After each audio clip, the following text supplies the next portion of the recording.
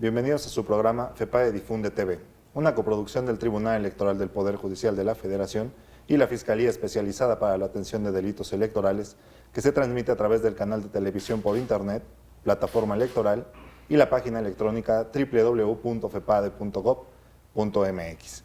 El día de hoy nos acompaña la maestra Guadalupe Valdés Osorio, quien es visitadora adjunta en la Comisión Nacional de Derechos Humanos y además es investigadora invitada en el Instituto Nacional de Ciencias Penales. Maestra, bienvenida. Muchas gracias, Luis. Pues mire, el tema que vamos a abordar es sobre los delitos electorales y su evolución, ¿no? Si bien es cierto, ya desde hace un buen tiempo están contemplados los delitos electorales, sufrieron en 2014 una reforma. A partir de esto, desde su perspectiva, ¿cuáles son las diferencias que ha observado en comparación con la regulación anterior, por llamarlo de alguna forma, y la Ley General en materia de delitos electorales? Muchas gracias por tu pregunta. Bueno, hay que mencionar que los delitos electorales prácticamente son unos delitos, entre comillas, jóvenes, puesto que se incluyen en el Código Penal en 1990 y es jóvenes. ¿Por qué digo jóvenes? Porque tienen 27 años de vigencia, ¿no? Entonces se puede decir que son jóvenes si los comparamos con delitos como el homicidio, el fraude o el robo, por ejemplo, ¿no?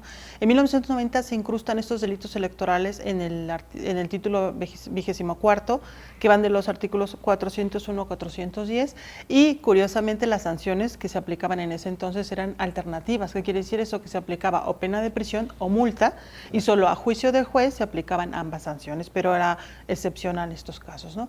Para 1994, como bien lo mencionas, ya hay una reforma, primera reforma que se gesta a los delitos electorales, y en estos las sanciones ya son acumulativas. Esto es, quiere decir prisión y multa.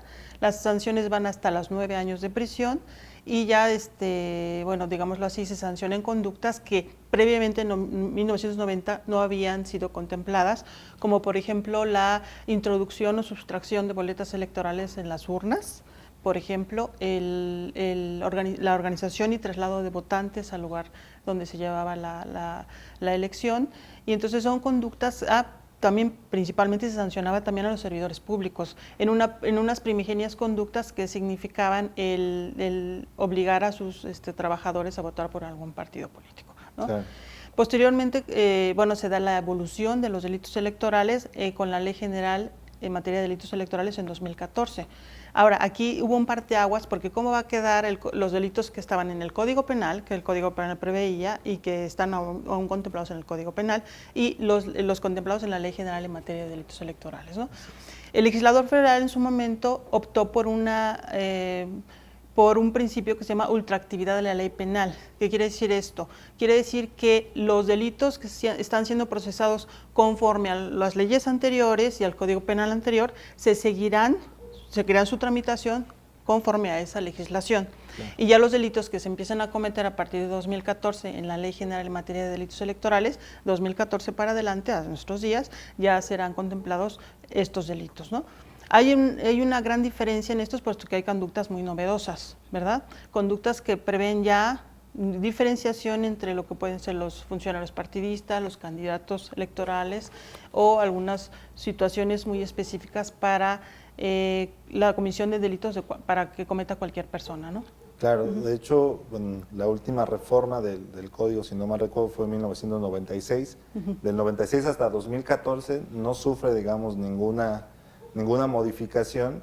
Sin embargo, la realidad exigía estos cambios, ¿no? Claro. Y es por eso que en 2014 se expide esta ley general y surgen incluso algunos nuevos tipos penales, ¿no? Se modifican algunas penalidades, pero en ambos ordenamientos, tanto en el Código Penal Federal como en la Ley General en materia de delitos electorales, desde su perspectiva, ¿cuáles son las complicaciones dogmáticas para atender los delitos electorales? Por ejemplo, qué bien que lo mencionas, en 1996 se incluyeron ciertas cuestiones que debían contemplar los tipos penales. El tipo penal es una cuestión muy técnico-jurídica, ¿no?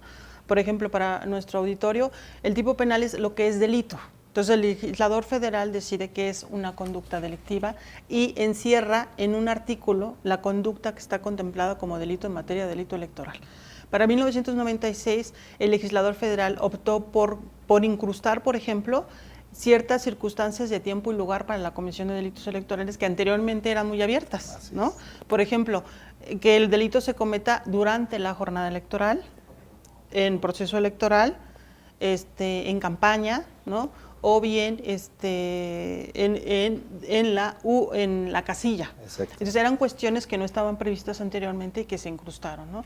También se incrustó nuevamente y se vuelve a insistir en esta reforma del 96 en conductas cometidas por servidores públicos cuando, por ejemplo, obligan a sus subordinados a asistir a algún meeting o destinan bienes, fondos, vehículos para el apoyo de un partido político o de algún candidato.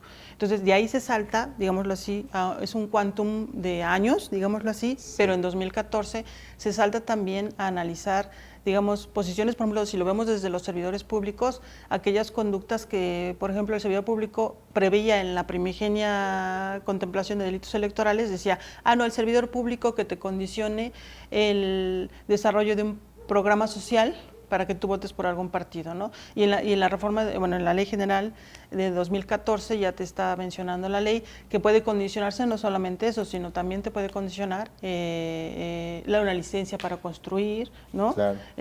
Licencias, construcciones, amplían el ámbito, una licitación, etcétera, ¿no? Todo en este ámbito también se amplía en 2014. Claro, en este sentido, la Ley General, desde su óptica, es una ley que contempla, además de mayores supuestos, de una mejor manera o regula de una mejor manera los delitos electorales. Digamos así que se ha ido paso a paso para enmarcar conductas que no estaban previstas, ¿no?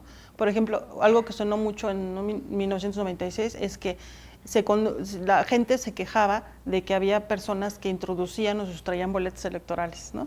Entonces decían, y eso no se podía sancionar porque no estaba el tipo penal, se crea en 1996, ¿no? Lo que yo considero que ahora se genera con la Ley General en materia de delitos electorales, que es novedoso también, y que está dando grandes pasos, es lo que yo llamo los aspectos económicos de los delitos electorales. ¿Qué quiere decir eso? Quiere decir que la gestión de los fondos que da el Estado para el desarrollo de un partido político, para la convivencia de un partido político, para el destino de la candidatura de una persona a un puesto de elección popular, todos estos fondos tienen ya que tener una regulación, ¿no? Y entonces la dogmática penal se enfrenta a eso, se enfrenta a decir que el ámbito no solamente es un ámbito de derecho penal, es decir, qué es un gasto, qué es patrimonio de un partido político, que después se vende, se enajena o se grava para efectos de que se considere que una conducta no es lícita en ese ámbito, ¿no? Entonces, en esta materia yo creo que los delitos electorales sí han evolucionado y se han cooptado más cantidad de conductas que antes no estaban tipificadas como delictivas, pero también se están incluyendo cuestiones muy económicas, ¿no? Como cómo gestiono los recursos del partido, qué hago con los recursos remanentes que me sobraron, cómo debo de informarlo ante la autoridad para efectos de no incurrir en una conducta delictiva. Claro, pero además la tipificación de estos delitos y el desarrollo de las conductas intervienen una serie de factores, ¿no? Económicos, de género incluso, ¿no? Lo que se le ha llamado la feminización de los delitos o desafortunadamente a veces la criminalización de la pobreza, ¿no? Es decir, observamos que muchos de los sujetos activos en estos delitos son personas que por sus condiciones particulares desarrollan esas conductas, a veces incluso con un desconocimiento.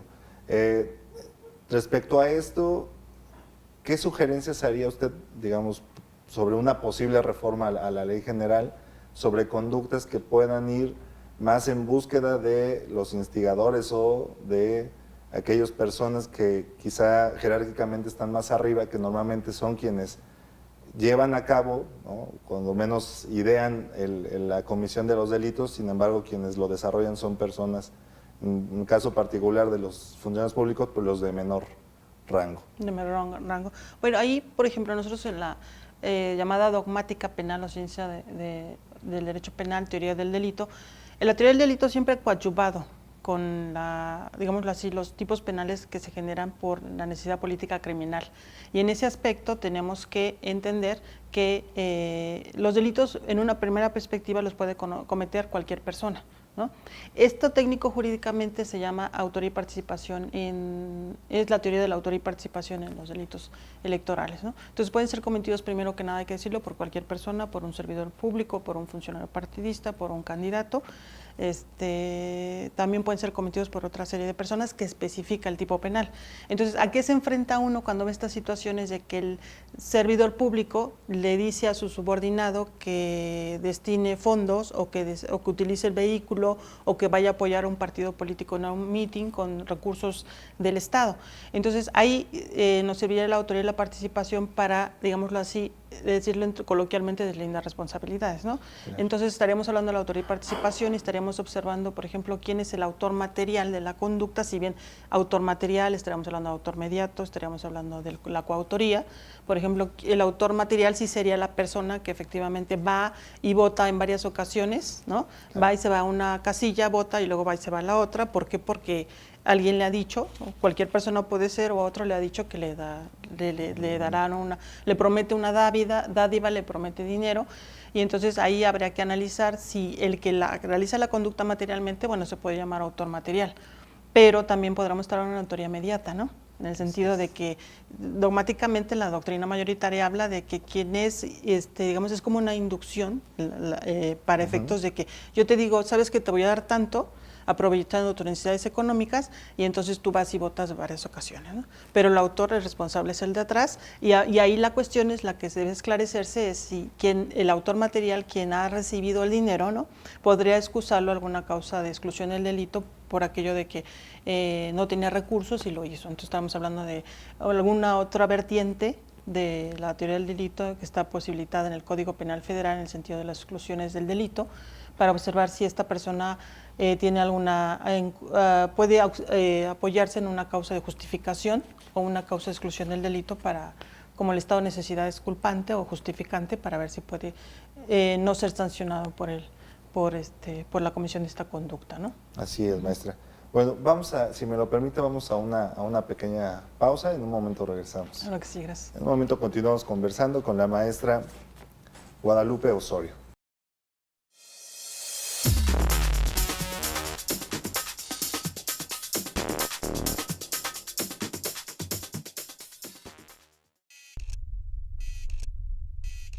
Estás a punto de ver uno de los delitos que más afecta a nuestro país.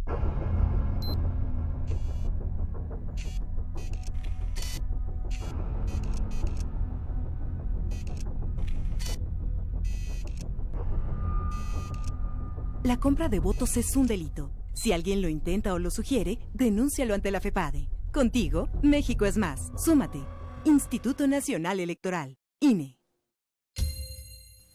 La Defensoría Electoral para Pueblos y Comunidades Indígenas del Tribunal Electoral del Poder Judicial de la Federación ofrece gratuitamente servicios de defensa y asesoría para garantizar tus derechos político-electorales, tutelando la participación de mujeres y hombres indígenas en condiciones de igualdad jurídica, para elegir órganos de autoridad, conforme a tus propios sistemas normativos internos.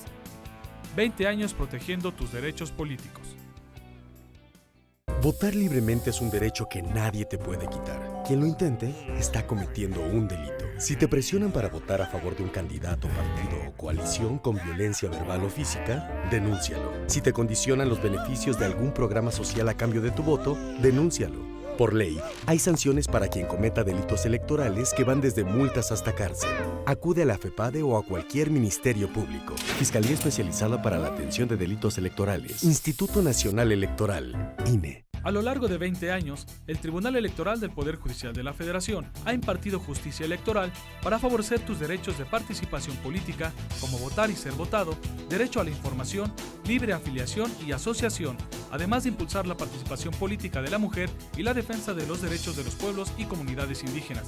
Nuestro compromiso es dotar de certeza los procesos electorales.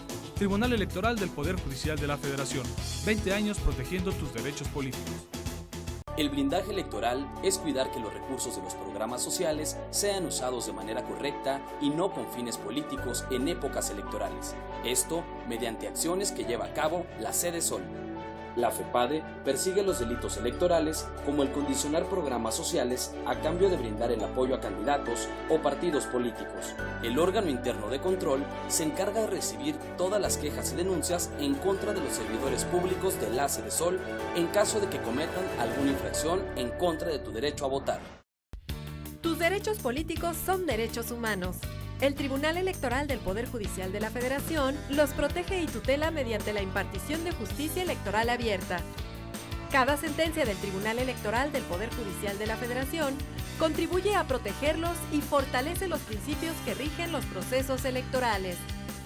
Tribunal Electoral del Poder Judicial de la Federación, 20 años protegiendo tus derechos políticos.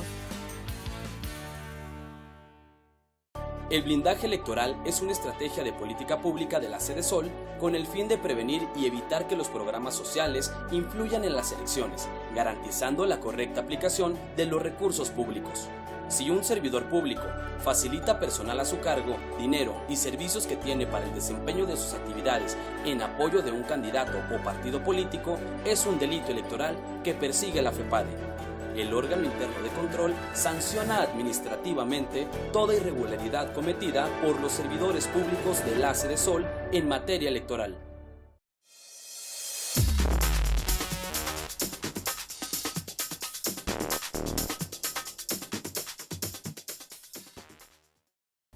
Continuamos conversando con la maestra Guadalupe Valdés Osorio, de la Comisión Nacional de Derechos Humanos. Maestra, en el primer bloque hablábamos en primer término de la evolución de los delitos electorales, cómo se han ido ampliando y se han ido considerando algunas otras conductas de acuerdo a la realidad. Sin embargo, desde su perspectiva, la ciencia penal en materia electoral es necesaria una transformación, o usted avisora próximamente una transformación de la ciencia penal, en específico electoral. Como hemos mencionado, la ciencia penal, la dogmática penal, la teoría del delito, contribuye mucho a que los tipos penales se vayan perfeccionando, ¿no? Todas las leyes son perfectibles y en este caso yo observo que la Ley General en materia de delitos electorales tiene este aspecto económico. Entonces, yo creo que ahí va a ser muy útil resaltar y a entender ciertas conductas, porque hay algunas cuestiones que son muy técnicas para los expertos en materia electoral. Y entonces en la vida diaria a veces pareciera que esas conductas no son cometidas por cualquier persona, porque no llegan a entenderse ciertos conceptos. Por ejemplo, el tipo penal prevé en varios delitos electorales varios elementos normativos de valoración jurídica. Quiere decir eso, que esos conceptos que están en la ley se entienden desde una perspectiva económica o se entienden desde una perspectiva de una ley secundaria de materia de delitos electorales, ¿no? Por ejemplo, hay un tipo penal que dice expedir o utilizar facturas de gastos de un partido político alterando el costo real de los bienes y servicios de los bienes y servicios. Es decir, si el partido político, por ejemplo, ha dado gorras o ha dado camisetas, después dirán, la conducta típica dirán, bueno, es que yo presento facturas que esa gorra me costó, por ejemplo, el triple, ¿no? O las camisetas o el servicio de café o té me costó el triple. Entonces son conductas que, por ejemplo, el concepto de factura, ¿no? Entonces, este concepto de factura tendremos que remitirnos a qué sí es factura, que sea dentro del ordenamiento jurídico penal que me dé para el concepto y para no ampliar tanto una factura. No estamos hablando de una nota, sino estamos hablando de una factura que tendrá que llenar los requisitos, por ejemplo, de lo que dice la Secretaría, ¿no?, correspondiente de cómo se emite una factura, tiene que llenar ciertos requisitos, etcétera, el sello, etcétera, ¿no? Entonces, ahí la dogmática penal tiene que apoyar al legislador federal por si observan que hay alguna deficiencia del tipo penal, entonces modificarlo para efectos de hacerlo o más claro o hacer un reenvío normativo, ¿no? Por ejemplo, bien podría decirse, se entenderá por factura, así como los delitos electorales en una primera visión de la Ley General en materia de delitos electorales, los primeros artículos te dicen, es que se entenderá por servidor público, es que se entenderá por funcionario partidista, se entenderá por documento material electoral. Bueno, así también podríamos perfeccionar algunos tipos penales diciendo, se entenderá por factura aquella que sea emitida de acuerdo a lo que establece la ley en materia de tributaria, ¿no? Por ejemplo, también tenemos otro tipo que dice, sin estar autorizado, enajene, grave o venda, bienes muebles e inmuebles que integren el patrimonio de un partido político que haya perdido su registro. Y entonces ahí tenemos, bueno, tenemos que aclarar de alguna manera, ¿no? O bueno, hacerle reenvío normativo para decir qué se entiende por patrimonio de un partido político y en consecuencia solamente ese ámbito del patrimonio del partido político que se haya enajenado una vez que el partido, por ejemplo, en alguna elección no obtuvo el porcentaje que se requiere para seguir manteniéndose como partido, ¿no? Y que puede ser ahí, por ejemplo, una vía de defraudación, digámoslo así, porque los bienes se están destinando inmediatamente al perder el registro, se estarían destinando a no perderlo el mismo partido, ¿no? Entonces es la conducta que se está previendo como delictiva. Entonces aquí la ciencia del derecho penal lo que debe hacer es coadyuvar, digámoslo así, al legislador federal, acercarse a la misma fiscalía para efectos de observar en qué porcentaje algunas conductas delictivas que no digamos deficiencias, sino que complicaciones se están teniendo en algunos tipos penales para decir, sabes que en estos casos no se ha podido vincular a proceso, en estos casos no se ha podido obtener una sentencia condenatoria,